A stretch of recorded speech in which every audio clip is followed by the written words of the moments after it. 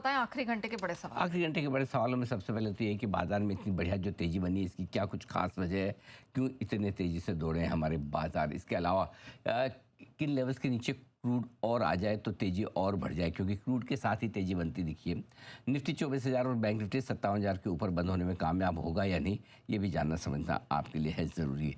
एक और बड़ा सवाल आपके लिए कि आखिरी घंटे में कहीं प्रॉफिट बुकिंग या थोड़ी बिकवाली तो नहीं आएगी। एक्सपायरी से पहले किस तरह की पोजीशंस बनाएं, ये भी जानना समझना ज़रूरी है।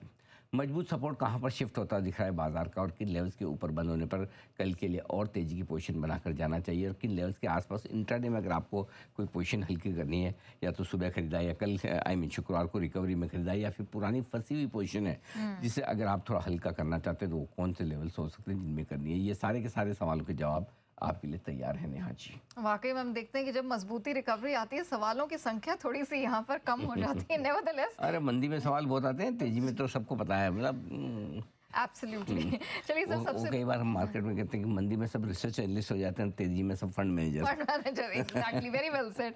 सर जरा बताइए, जो जबरदस्त कमबैक मार्केट ने दिखाया, कारण क्या है? कारण यही है कि कच्चे तेल की बड़ी गिरावट बाजार को पसंद आती हुई दिख रही है, यहीं से सपोर्ट आता दिखा है। इसके अलावा अमेरिका में डाउ में तो शुक्रवार को तेजी थी, नेस्डेक भले कम रहा हो, लेकिन आज डाउ और नेस्डेक दोनों भाइयों को दिखाई एक बार जरा कंधे से कंधा मिलाकर तेजी करते दिख रहे हैं। वाओ, वरना ये भी आगे पीछे चल रहे थे। वाओ काइंड ऑफ तेजी है। 400 प्लस की तेजी, दोनों में मज़ा आ गया, बिल्कुल एकदम बढ़िया है। एशिया बाजार में सुबह जो सुस्त शुरुआत होती दिख रही है वो रिकवरी में बदलती हुई दिखी है, और एशिया भी देखिए अच्छी तेज़ी के साथ ही ट्रेड करता दिख रहा है।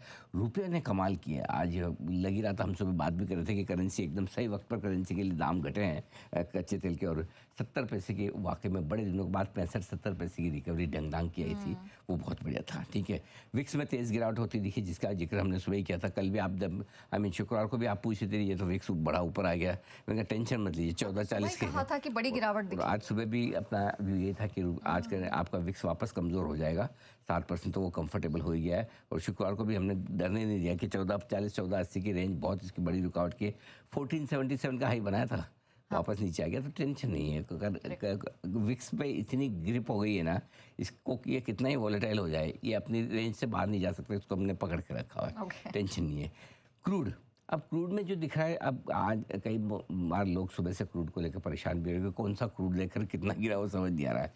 तो नंबर 1, अब तक हम रोज़ सितंबर वाला क्रूड देखते थे, और सितंबर वाला क्रूड जो हमने शुक्रवार को 97-98 लेवल के आसपास देखा था, वो घटकर है 91 के नीचे, ये राइट साइड में जो दिख रहा है। ठीक है, अभी क्या हो गया है, इसकी एक्सपायरी होने की तैयारी में, तो अब अक्टूबर वाले क्रूड में एक्शन बढ़ गया है। अब एक आध 2 दिन बाद हम पूरी तरह से अक्टूबर वाले क्रूड पे शिफ्ट हो जाएंगे, तो मार्केट पहले से उसको अटेम्प्ट करने की कोशिश करता है, प्रीएम्प्ट करने की कोशिश करता है, और वो $87 के नीचे है।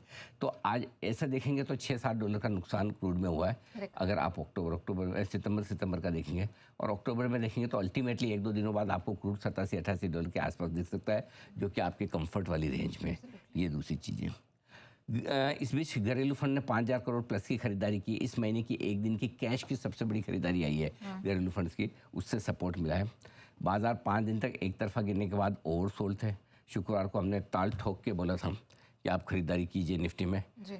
बिल्कुल एकदम सही लेवल है, 23,600-650, कोई इन्विटेशन का इंतज़ार मत कीजिए, यहाँ आएगा तो लेना ही है।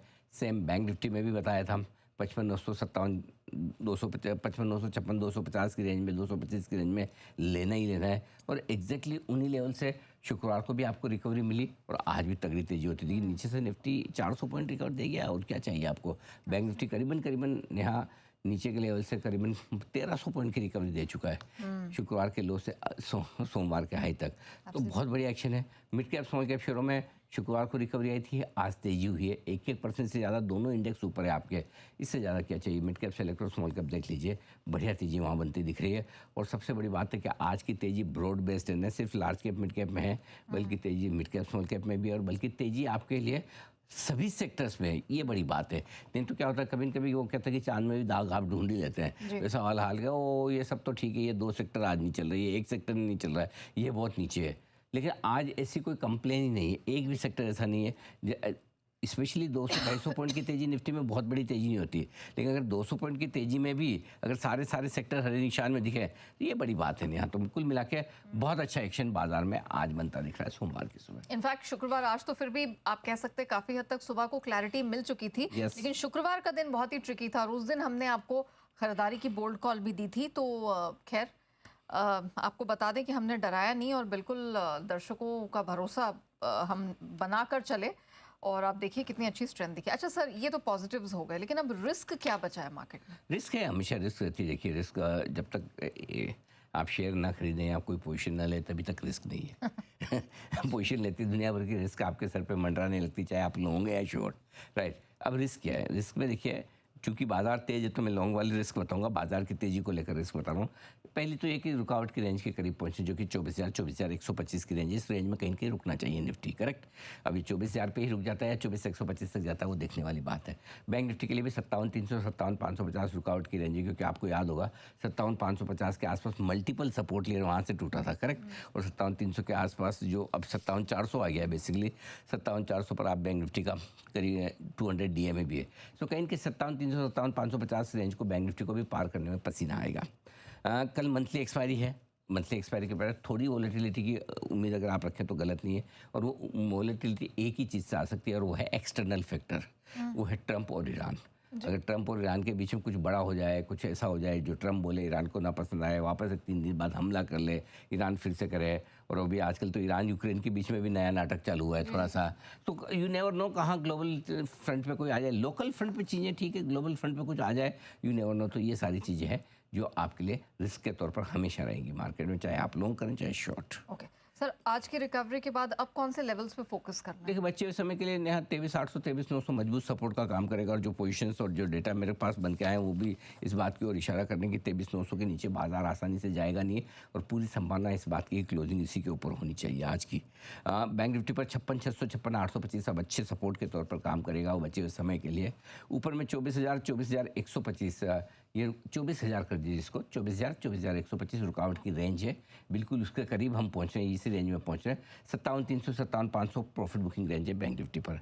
अगर आज निफ्टी पर हम 24,000 के ऊपर बंद होता है, बैंक निफ्टी पर 57,125 के ऊपर बंद होता है, तो तेजी और बढ़ने के आसार है। फिर कल के लिए भी आपको एक थोड़ा सा कॉन्फिडेंस जोश आएगा कि हाँ कुछ और लेकर जाते हैं, ठीक है ना, कुछ और तूफानी करते हैं। अब कमजोरी का संकेत तब आया जब 23,750 के नीचे निफ्टी बंद हो और बैंक निफ्टी 56,500 के नीचे बंद हो, जो कि थोड़ा दूर दिखता है। आज तो चांस कम है, 400 450 डाउ ऊपर देख के कौन करेगा, करेक्ट। तो ऐसे तो ठीक ही लगता है मामला। अब बड़ा सवाल कि ऊपर कितना जा सकते हैं, वही देखने वाली बात है। नीचे की रिस्क तो डिफाइंड लग रही है और कंट्रोल लग रही है, तो वो एक अच्छी बात है। और तेजी करने का मजा आपको तभी आता है जब आपको ये पता है कि रिस्क कितनी नीचे गई। जहाँ मतलब आपको कूदना है, और कूदना है आपको पता खड्डा कितना गहरा है। अगर खड्डा भले 6 फीट गहरा हो, लेकिन 3 फीट के बाद आपको दिख नहीं रहा, तो आपको कूदने में कॉन्फिडेंस नहीं आएगा, पता नहीं कितना गहरा होगा। लेकिन अगर 5 फीट का है और आपको दिख रहा है तो भी आपको कूद जाओगे कि हाँ भाई 5 ही है ना, ठीक है देख लें। सो मार्केट में जिस दिन आपको ये पता चले कि बड़ा सपोर्ट कहाँ है, इसके नीचे जाने के चांस कम है, ये अच्छा सपोर्ट, वहाँ पे फिर आपको लॉन्ग पोजीशन बनाने में आपको दिमाग में वेल डिफाइंड स्टॉप लॉस होता है आपका, क्या भाई इसके नीचे ही खतरा है, और वो एक अच्छी बात दिख रही है इस वक्त निफ्टी बैंक निफ्टी में। तो फिर सर ऐसे मार्केट में स्ट्रैटेजी कैसे बनाए और कहाँ बनाए रहते? देखो लोकल ट्रिगर्स तो बाजार के ज़्यादातर अच्छे हैं। लोकल ट्रिगर से मतलब है कि हमारे अपने संकेतों में अगर आप देखें तो देखो कि रिजल्ट्स अच्छे आ रहे हैं।